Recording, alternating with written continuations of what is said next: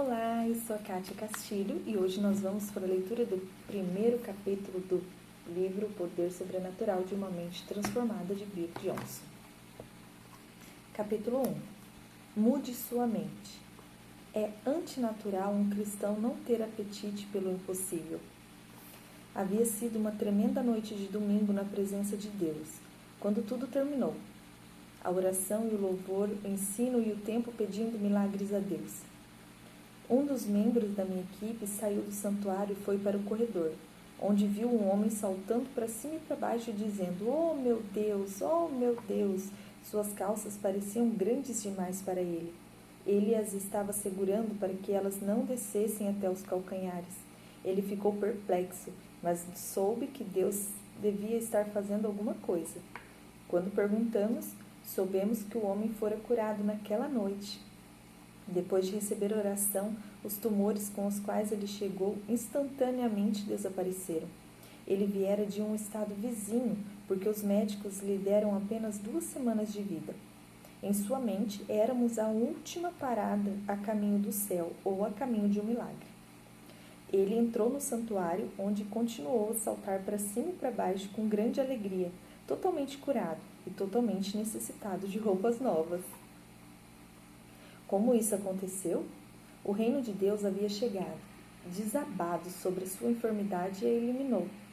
Foi outra grande noite e outra grande vitória contra o inimigo. Naquele mesmo fim de semana, uma mulher dirigiu até a nossa igreja vindo de uma localidade muito distante, porque estava com dificuldade para respirar. Os médicos descobriram o que achavam ser câncer nos pulmões.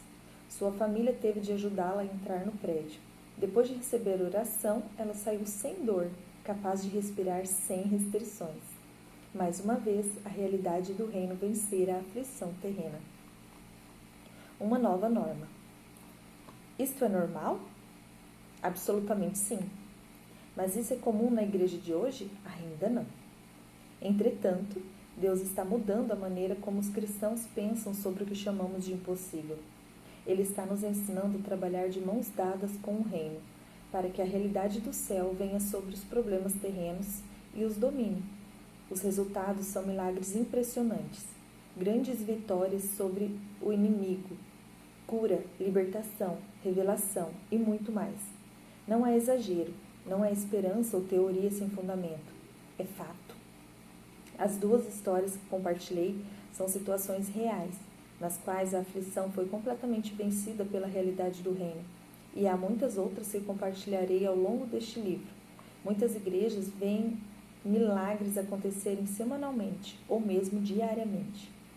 Como você pode imaginar, é uma abordagem revolucionária à vida cristã, um retorno à vida cristã autêntica. Gostaria de poder dizer que sempre vivi no âmbito dos milagres diariamente, mas isso não é verdade. Sou um pastor há décadas, mas eu não vi milagres acontecerem na maior parte deste tempo. Acreditava em cura e libertação, mas nem eu, nem as pessoas que eu liderava tínhamos êxito quando orávamos para que elas acontecessem.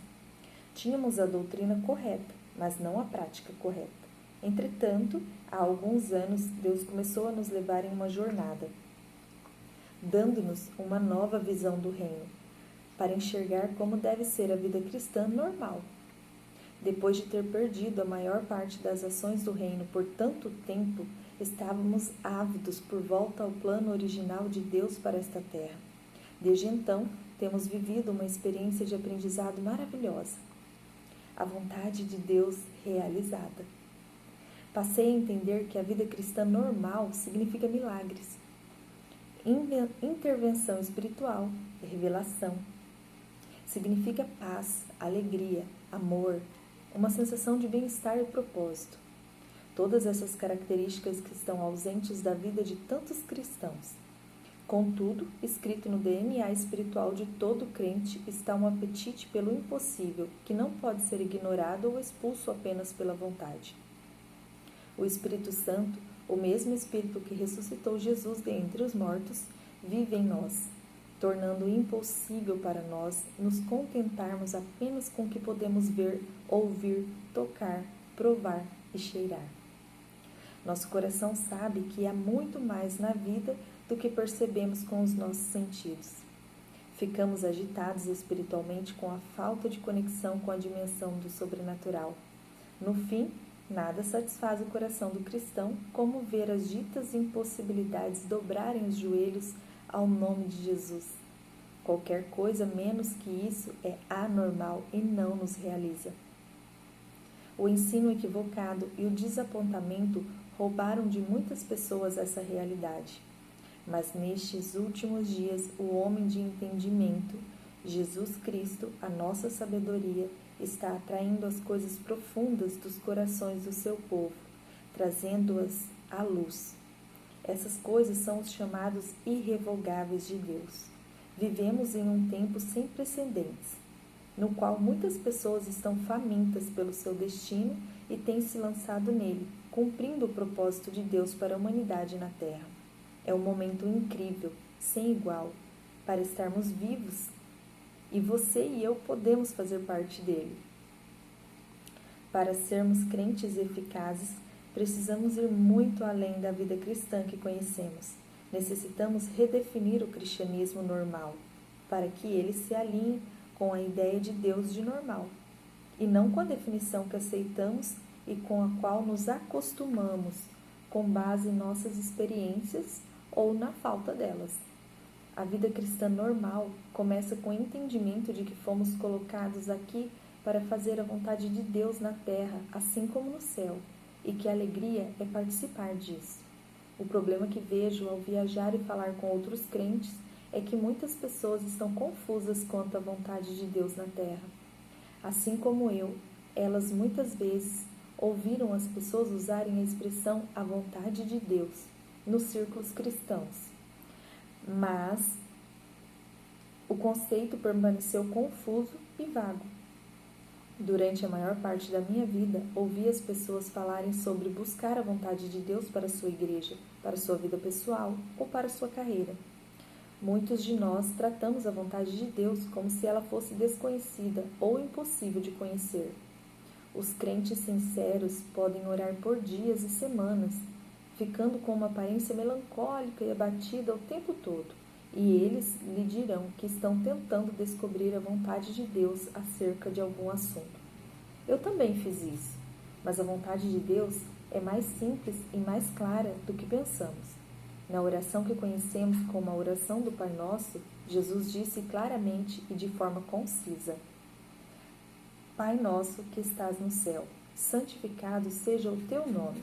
Venha a nós o teu reino, seja feita a tua vontade, assim na terra como no céu. Mateus capítulo 6, versículos 9 e 10. A vontade de Deus é simplesmente esta: na terra como no céu. Isso não é básico? Isso não é revigorante? Quando oramos, venha o teu reino, seja feita a tua vontade, estamos orando para que o domínio e a vontade do Rei sejam realizados aqui e agora. Essa é uma maneira transformadora de exercer o cristianismo normal, uma forma que quebra os paradigmas. Deus não guardou os seus desejos em segredo. Ele quer que a realidade do céu invada este mundo esfacelado pela rebelião e o transforme, colocando-o sobre a sua liderança. Tudo que é livre para operar no céu, a alegria, a paz, a sabedoria, a saúde, a integridade e todas as demais boas promessas que lemos na Bíblia, deveria ser livre para operar aqui neste planeta, na sua casa, na sua igreja, no seu negócio, na sua escola. O que não é livre para operar lá, a doença, a enfermidade, o cativeiro espiritual e o pecado, não deveria ser livre para operar aqui. E ponto final. Essa, em poucas palavras, é a nossa missão como crentes na Terra. E isso é o que a minha igreja e com certeza muitas outras no corpo de Cristo estão se esforçando para realizar com muito mais foco e energia do que nunca. Estamos determinados a destruir as obras do diabo. Essa é uma maneira incrível de viver. Quando fazemos deste entendimento o nosso entendimento primordial da vontade de Deus, as outras áreas que nos perturbam tanto parecem se resolver. O que acontece quando fazemos dessa missão a nossa missão? Vidas são libertas, corpos são restaurados, as trevas deixam a mente das pessoas, o governo do inimigo retrocede de todas as formas imagináveis. Negócios tornam-se saudáveis, relacionamentos florescem, pessoas se reconectam com o seu chamado e com o seu propósito na vida. Igrejas crescem e cidades sentem os efeitos de ter o reino florescendo dentro delas. Há uma libertação de energia para as obras do reino de diversas maneiras, nunca vistas por mim. Coisas tão extraordinárias acontecem regularmente que é como entrar nas páginas de um bom livro, mas esse não é um estilo de vida fictício, é o estilo de vida para o qual fomos criados. Uma invasão prática. Um jovem chamado Brandon, que é diplomado na Escola Bethel de Ministério Sobrenatural, estava visitando alguns amigos no estado de Washington. Eles estavam em um restaurante e a garçonete foi anotar o pedido deles. Brandon começou a perceber que estava recebendo palavras em seu coração sobre a mulher e ele as compartilhou. Elas diziam respeito ao relacionamento dela com a sua mãe. A garçonete ficou espantada e ficou tão emotiva que teve de fazer uma pausa. Enquanto a garçonete estava longe, Brandon percebeu um casal asiático olhando para ele do outro lado da sala. A mulher tinha faixas nos pulsos porque sofria de síndrome do túnel do carpo e uma de suas mãos estava completamente fechada em forma de punho. Brandon foi até ela e perguntou se podia orar por ela. Ela disse que eles eram budistas, mas que estavam dispostos a receber a oração. Ele orou por ela e ela foi curada na hora.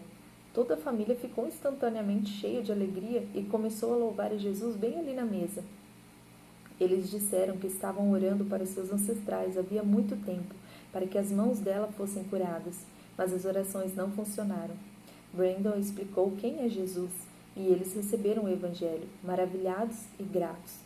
Ele voltou à sua mesa e durante o restante da noite a mulher curada ficou sentada ali, abrindo e fechando a mão, maravilhada.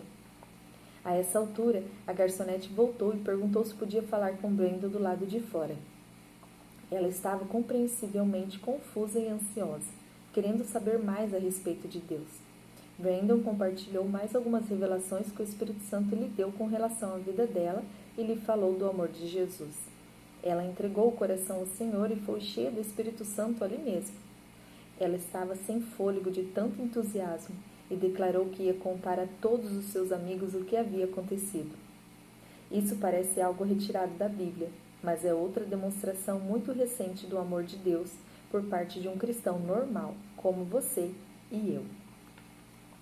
Coisas assim acontecem regularmente com um grande número de crentes. Brandon simplesmente se disponibilizou para executar a vontade de Deus aqui e agora. Ele não apenas compartilhou uma doutrina, ele ofereceu a prova de quem é Deus. Provando a vontade de Deus. Uma das principais funções dos milagres e da vida sobrenatural é oferecer provas imediatas e irrefutáveis do que Deus quer que aconteça na Terra. Isso demonstra quem Deus é, mostrando como é a sua realidade. O apóstolo Paulo fala desse princípio no seguinte modo: E não vos conformeis com este século, mas transformai-vos pela renovação da vossa mente, para que experimenteis, proveis, qual seja a boa, agradável e perfeita vontade de Deus. Romanos 12, 2. Já lhe ocorreu que uma das nossas funções na Terra é, como Brandon, provar a vontade de Deus? Mostrar às outras pessoas como Deus é? Permitir que Ele destrua as obras do inimigo através de você? A maioria das pessoas não sabe como Deus se comporta, ou o que existe dentro do coração dele para cada um de nós.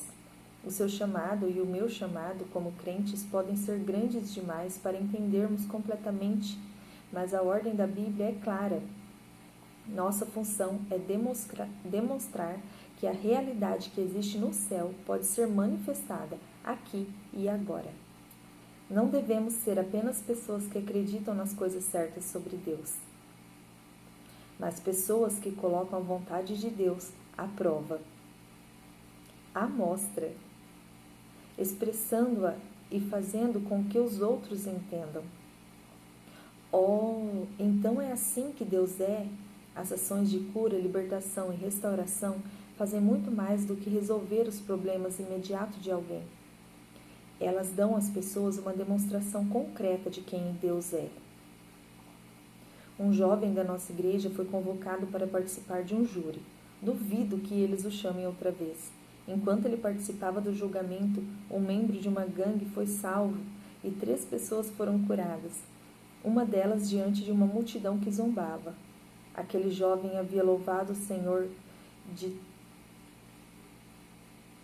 tal maneira que muitos dos outros jurados zombaram dele publicamente. Então ele se voltou para uma pessoa em sofrimento, orou por ela e a pessoa foi curada. A multidão ficou em silêncio. O outro homem, em uma cadeira de rodas, se levantou diante das pessoas no tribunal, movendo as mãos e demonstrando o poder de cura e o amor de Jesus Cristo. Alguns integrantes da nossa equipe, juntamente com alunos da nossa escola de ministérios, foram visitar algumas vezes uma universidade próxima, que é um centro importante de espiritualismo da nova era. A religião mais popular desse campus é a feitiçaria. Nosso pastor Sênior, um profeta de Deus, maravilhosamente ungido, foi convocado para falar em uma aula sobre cristianismo e o sobrenatural. Ele ficou diante dos alunos e compartilhou um breve testemunho. No final da aula, uma jovem que era atormentada por demônios começou a se manifestar sob a influência deles. Cris ordenou que eles saíssem e ela foi liberta diante de muitos alunos de olhos arregalados. Então ela foi cheia de tanta alegria que eles tiveram de carregá-la para fora da sala de aula até o estacionamento, para que a próxima aula pudesse começar. Os alunos de ambas as turmas observavam o que estava acontecendo, perplexos e atônitos. O pastor começou a chamar as pessoas, apontando para elas e entregando fortes palavras proféticas para suas vidas que tocaram as áreas secretas de seus corações. Algumas caíram no chão instantaneamente como se tivessem perdido as forças. Outras ficaram sentadas ali de boca aberta. Eu o ouvi sendo dedicado a Deus. Ele disse a um jovem que era o único incrédulo em uma grande família. E isso continuou até que eles, feiticeiros e magos que dedicaram suas vidas aos poderes do inferno, souberam que havia um Deus poderoso em Israel e na igreja. Durante a adoração em uma manhã em nossa igreja, uma mulher que tinha câncer no esôfago sentiu o fogo de Deus vir sobre ela. Ela se voltou para o seu marido e disse: Deus me curou. Eles foram ao médico e o médico disse: esse tipo de câncer não tem cura. Mas ele a examinou a si mesmo e lhe disse, completamente atônito: ele não apenas desapareceu, como você tem um esôfago totalmente novo. Durante outro culto, estávamos lendo a Bíblia e um homem na congregação de repente não conseguia ver as palavras claramente. Tudo ficou embaçado. Ele não entendeu o porquê até chegar em casa e tirar os óculos e observar que podia ver perfeitamente sem eles. Deus curou a visão dele sem que ninguém orasse por ele. A mesma coisa aconteceu com o pastor em uma conferência. Ele estava desfrutando da presença de Deus e quando abriu os olhos, não precisava mais dos óculos. Voltando à nossa missão primordial. Esses são exemplos incríveis de como podemos colocar em prática nosso chamado original como seres humanos. Você se lembra de que a primeira comissão de Deus para a humanidade foi: sede fecundos, multiplicai-vos, enchei a terra e sujeitai-a, dominai sobre os peixes do mar, sobre as aves dos céus e sobre todo animal que rasteja pela terra. Gênesis capítulo 1, versículo 28. Deus disse essas palavras a Adão e Eva, para que eles entendessem os limites do seu jardim, que representava o seu governo, a sua vontade, aos confins da terra. A ideia de Deus era ter um planeta envolvido pelo seu glorioso governo, com a humanidade provando a vontade de Deus, impecavelmente, na terra assim como ocorre no céu. Essa é uma linda imagem de tirar o fôlego, e ela continua sendo o objetivo de Deus para você e para mim, para a igreja e para toda a humanidade. Deus nunca hesitou naquilo que Ele quer para este planeta e no que Ele quer de você e de mim. É claro que sabemos que o plano original foi sabotado e que Adão perdeu o domínio que Deus entregou a ele sobre a terra, colocando a humanidade sob a escravidão do inimigo. Paulo escreveu: desse mesmo a quem obedeceis, sois servos. Romanos 6,16. Mas Deus tinha um plano de redenção em vigor. Jesus viria para reivindicar tudo o que foi perdido. Deus disse ao maligno: Porém inimizade entre ti e a mulher, entre a tua descendência e o seu descendente. Este te ferirá a cabeça, e tu lhe ferirás o calcanhar. Gênesis 3:15. Quando essa profecia foi cumprida com a morte e ressurreição de Jesus Cristo, Deus tomou de volta a autoridade que o homem havia entregado e reivindicou o nosso propósito nessa terra. Ele nos deu um campo de visão claro para corrermos rumo ao objetivo original e corrermos com toda a nossa força. Nós, a Igreja, fomos chamados para estender o seu governo nessa esfera terrestre, assim como Adão foi chamado para fazer. Percebemos isso em cada comissão mostrada no Evangelho, a comissão dos 12, a comissão dos 70 e dos 72, e a grande comissão. Essencialmente, Deus deu as mesmas instruções. Vão, curem os enfermos, preguem as boas novas, demonstrem quem eu sou e como eu sou, entendam o meu reino. Mas poucos de nós, hoje, seguem essas instruções precisas. Ficamos presos em argumentos colaterais, em conflitos intelectuais, em teorias e em viagens emocionais. Ficamos enamorados dos nossos próprios talentos e dons espirituais, pensando que podemos dirigir a nossa própria rota, simplesmente colocando os nossos dons e talentos em uso como bem entendemos. Embora bem intencionados, tornamo-nos pessoas que nomeiam a si mesmas em nossas comissões, acreditando sinceramente que estamos nos submetendo a Deus. Na verdade, não é possível provar a vontade de Deus na terra como ela é no céu, se não estivermos completamente ligados à missão primordial que Deus nos entregou. Resumindo, não existe comissão sem submissão à missão primordial. Então, qual é a missão primordial? Observamos isso antes na vida de Jesus e no testemunho da Bíblia. Em 1 João 3,8, a Bíblia afirma claramente que pela intimidade com Deus devemos destruir as obras do diabo. Para isso se manifestou o Filho de Deus, para destruir as obras do diabo. 1 João 3,8. Essa foi a missão de Jesus, essa foi a missão de Adão e Eva, essa foi a missão dos discípulos. Crente, essa é a sua missão também. O propósito de Deus em salvar você não foi simplesmente para resgatá-lo e mantê-lo ocupado até ele transportar você para o céu. O propósito dele foi muito maior, muito mais estarrecedor.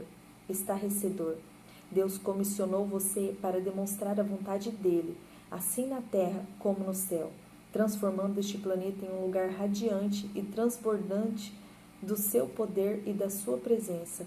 Essa é a essência da grande comissão, e ela deveria definir a sua vida e a minha, trazendo o conflito para as ruas.